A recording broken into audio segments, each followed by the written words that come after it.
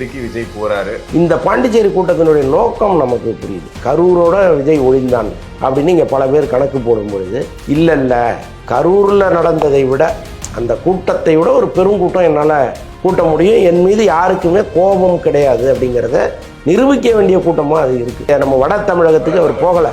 அப்போ நீங்கள் யோசிச்சு பாருங்கள், சுற்று வட்டாரத்துலேருந்து எவ்வளவு பேர் பாண்டிச்சேரிக்குள்ளே என்ட்ரி ஆவாங்கன்னு யோசிச்சு பாருங்கள்.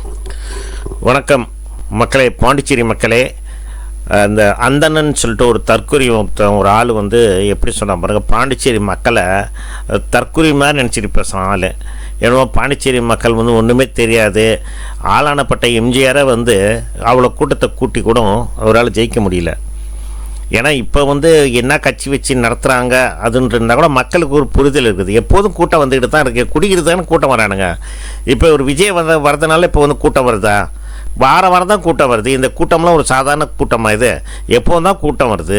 இதுக்காக வந்து என்னவோ அவர் வரதுனால கூட்டம் வருது, அந்த கூட்டத்தை ஒன்றும் கட்டுப்படுத்த முடியாது, என்னென்னோ பைத்த கருத்தம்னு கண்டவன்லாம் வந்து மைக் எடுத்த என்னென்ன பேசணுமோ பேசி உளறிக்கிட்டு இருக்கானுங்க ஆளுக்காள்.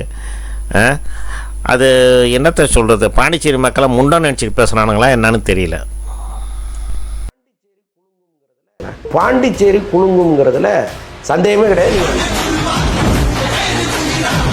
இப்போ நாஞ்சில் சம்பத்தெல்லாம் உள்ள போனவர் சும்மாவா இருப்பார்? நான் ஒரு உரை எழுதி தரேன், இது நீங்கள் படிங்க. பாண்டிச்சேரி மக்கள் வந்து எல்லா அரசியல்வாதையும் பார்த்துட்டாங்க.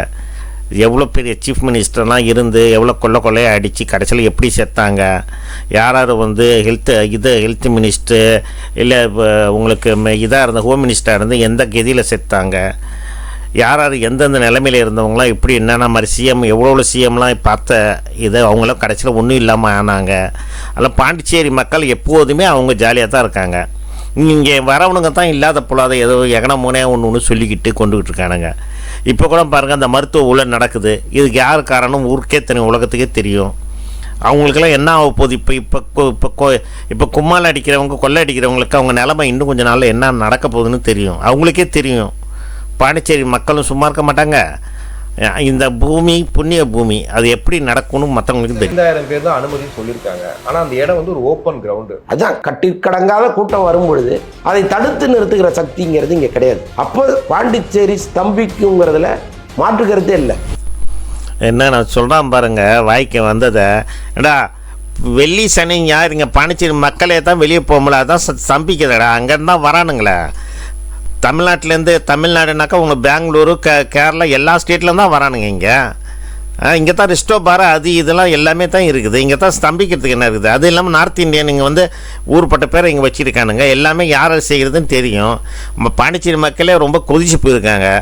இதில் வேறு வந்து அந்த லாட்ரி சீட்டு அந்த சீட்டு இந்த சீட்டு அவன்னு சொல்லிட்டு பிரியாணி போடுறோம் அதை போடுறோன்னு சொல்லிட்டு இது பண்ணிகிட்டு இருக்கானுங்க. மக்களுக்கு எல்லாமே பாண்டிச்சேரியில் இங்கே வாழ்கிற மக்களுக்கு, இங்கே இருக்கிற மக்களுக்கு பரம்பரையாக இங்கே உள்ளவங்களுக்கு எல்லாம் வெறியில் இருக்காங்க. நீங்கள் கண்டதையும் உணராதீங்க, புரியுதா? இங்கே எல்லாத்துக்கும் எல்லோரும் தெரியும், யார் என்ன போடுவாங்க என்ன பண்ணுவாங்கன்னு எல்லோரும் தெரியும். காசுக்கு கொடுத்தா நீ என்ன வேணாலும் எது வேணாலும் பேசலாம்னு சொல்லி பேசாதீங்க.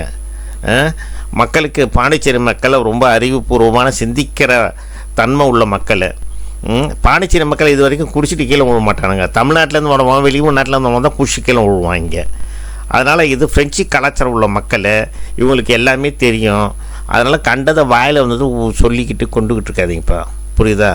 போய் காசுக்கு ஒரு யூடியூப் சேனல் பேசுனா காசு கொடுப்பாங்க, காசு கொடுத்துட்டு ஏதோ ஒன்று பண்ணிவிட்டு போங்க.